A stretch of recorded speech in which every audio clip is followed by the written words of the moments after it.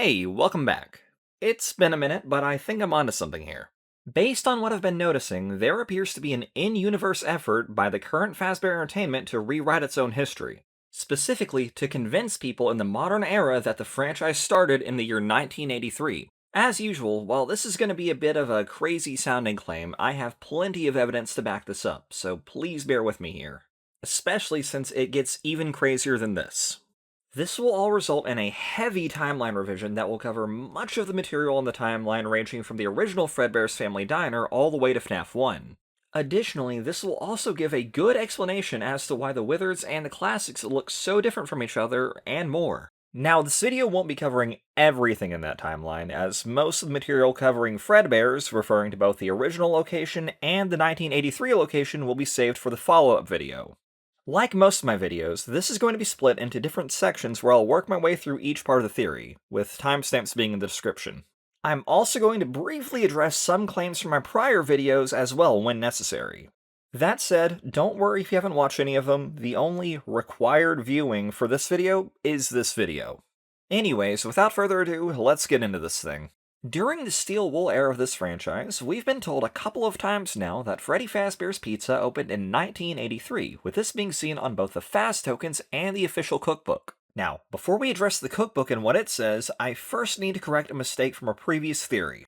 Originally, in this video, I claimed that these tokens were a deliberately obtuse hint, meant to mislead theorists into thinking that Freddy's opened in 1983, when they really referred to when the franchise first implemented arcade machines and a prize counter. But that being said, after reading the cookbook, I've come to a completely different, and much simpler, conclusion on what this is all even supposed to mean, which is actually what led to this theory even being made.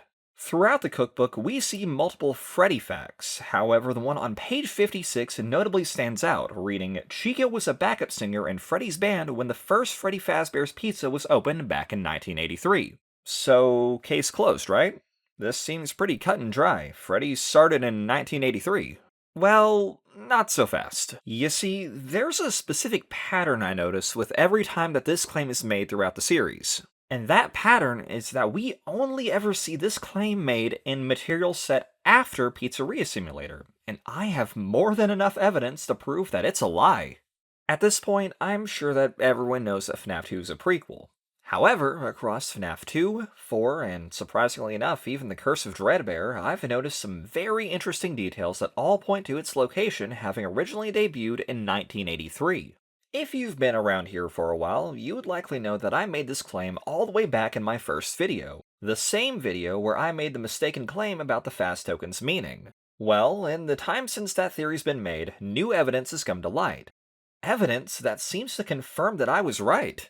That said, to keep everyone on the same page here, I'll quickly go through the existing evidence and the new information that adds on to it.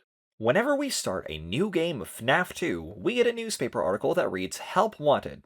Grand reopening. Vintage pizzeria given new life. Come be a part of the new face of Freddy Fazbear's Pizza. What could go wrong? $100.50 a week. To apply, call 1555-FAZ-FAZBEAR." Now, while it might seem weird to do this at first, we both need to and easily can verify that this article is set around the time frame of the actual gameplay. We can do this by looking at the paycheck that we receive at the end of the week, which is for $100.50, the same amount listed on the newspaper. So, why did we do that? Well, because we can use this to verify that the phone calls we receive in FNaF 2 are actually pre-recorded messages, like the ones we received in FNaF 1. Again, we can do this pretty easily. On night 1, we're welcome to our new summer job at the new and improved Freddy Fazbear's Pizza. Hello? Hello and welcome to your new summer job at the new and improved Freddy Fazbear's Pizza.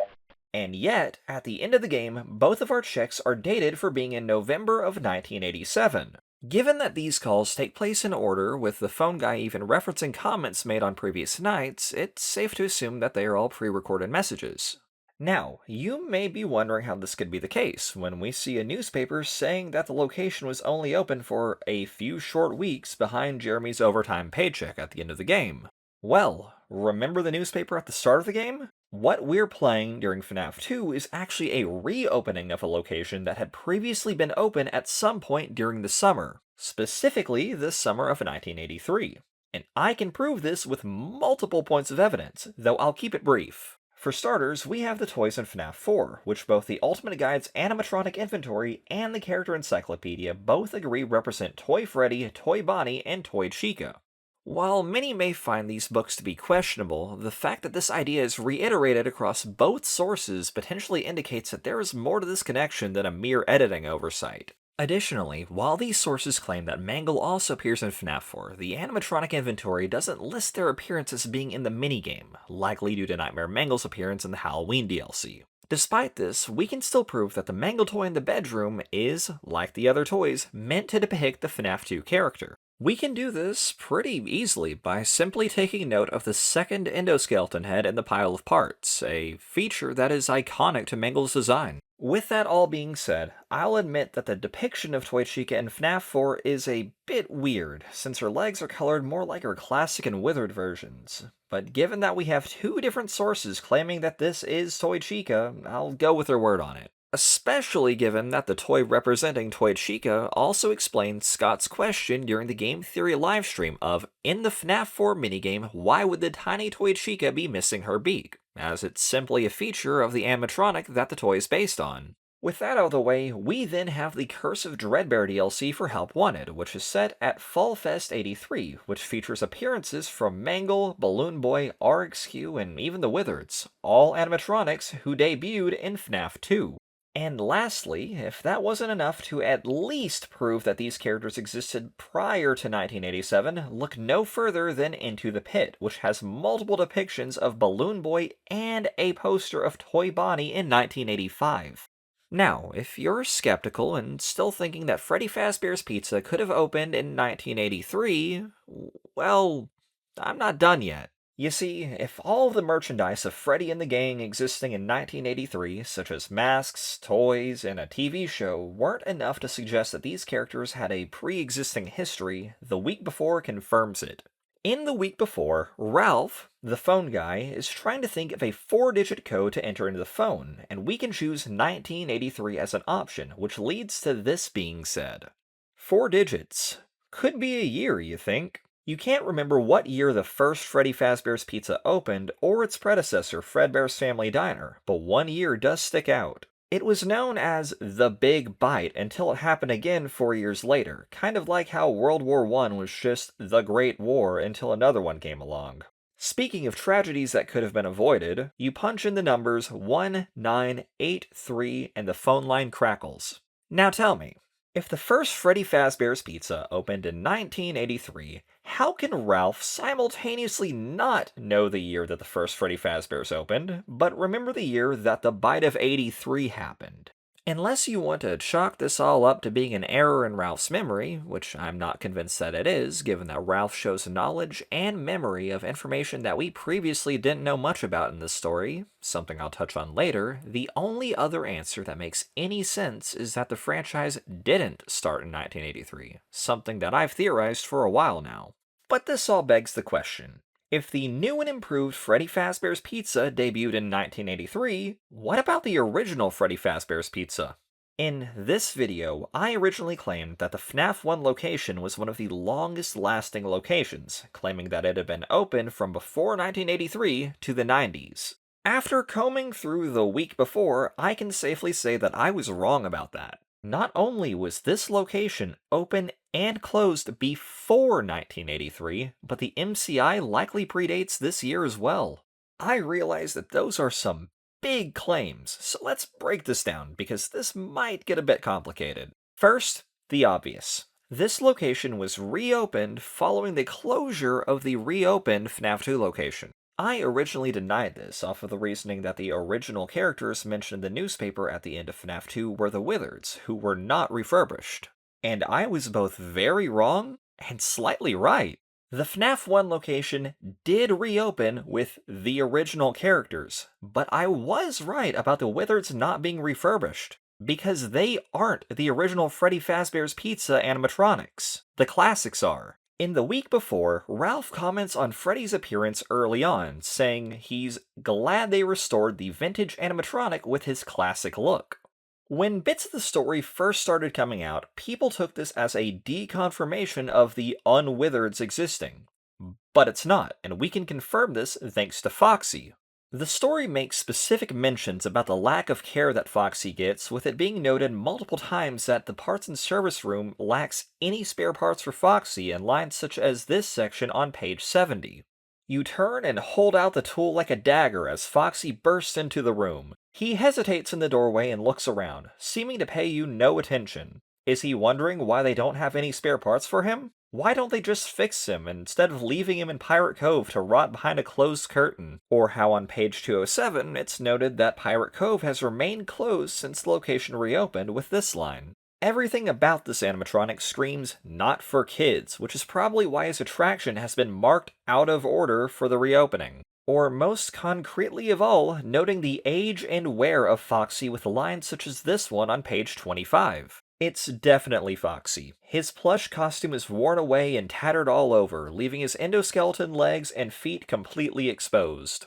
Or this one on page 19. You hope he didn't hear you working in here, but he does have big ears. They're among the few parts that still function on the tattered old animatronic.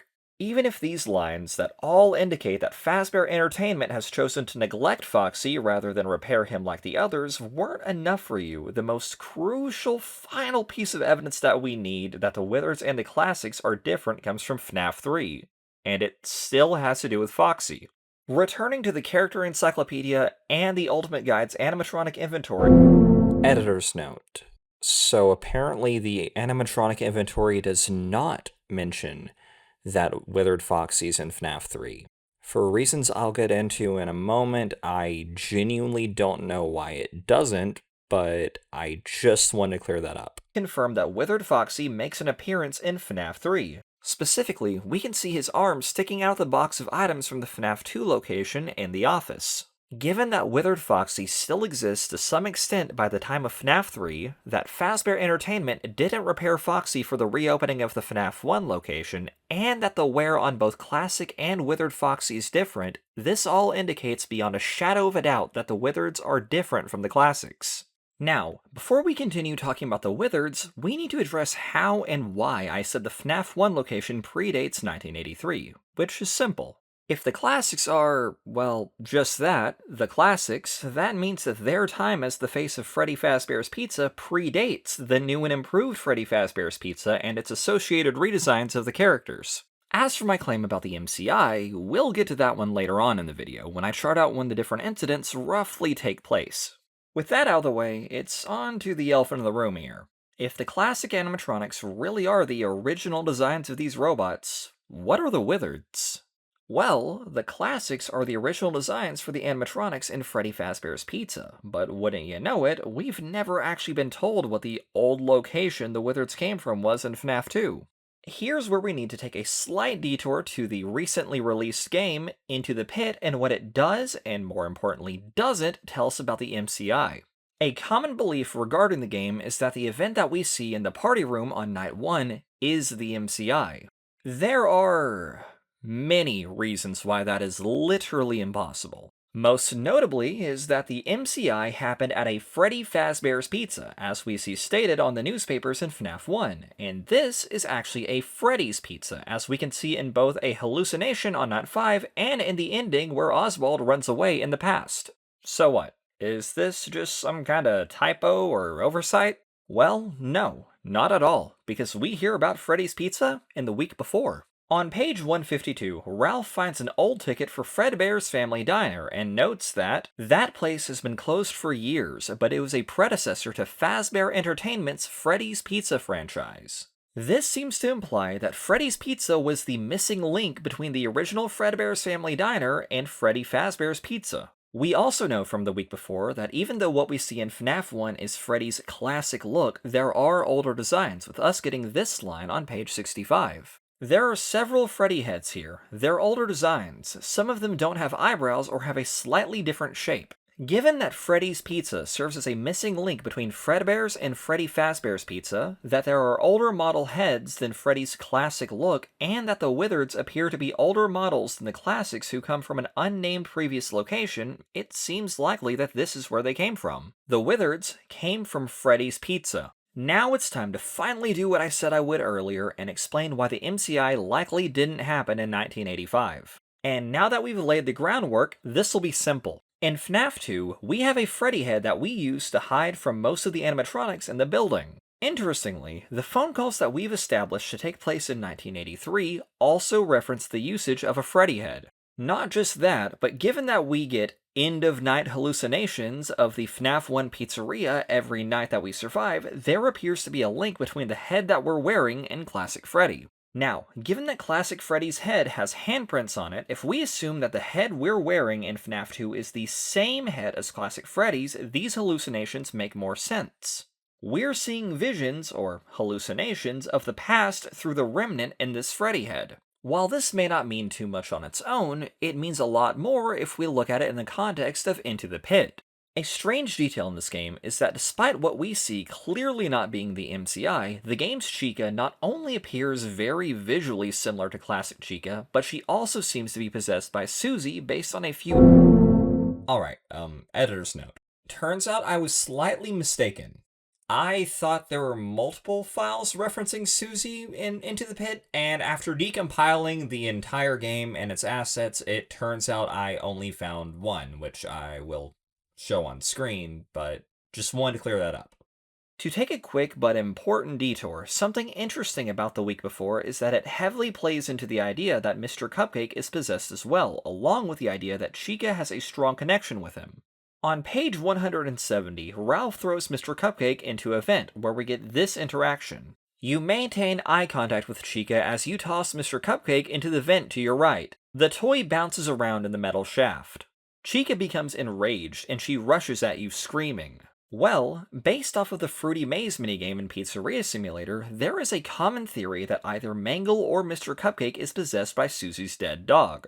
Given the connection between Chica and Mr. Cupcake, and the fact that the sketchbook in Into the Pit mentions that Mr. Cupcake growls and bites, it seems that not only is Mr. Cupcake being her dog possibly confirmed, but that this Chica and Mr. Cupcake are our MCI-possessed classics. The idea that Fazbear Entertainment moved the MCI-possessed classics to a Freddy's Pizza that was still open in 1985 seems to be hinted at further by us seeing that Freddy uses the same Endo-01 model as Classic Freddy. The classics appearing in Into the Pit is admittedly a little strange, but it doesn't break the timeline or anything, since their appearance here doesn't contradict anything we already knew, especially given now that we've established the Wizards are separate from the classics. What makes this even more interesting is that between the Foxy fans asking when Foxy will be back and Foxy's lack of appearance in the sketchbook, it seems that if Fazbear Entertainment did move the haunted classics to this location, that they left Foxy behind, something that appears consistent with the neglect that we see him get in the week before, albeit this part is purely speculative. After all, for the Foxy fans to say they want Foxy to come back, that means that they have interacted with Foxy before.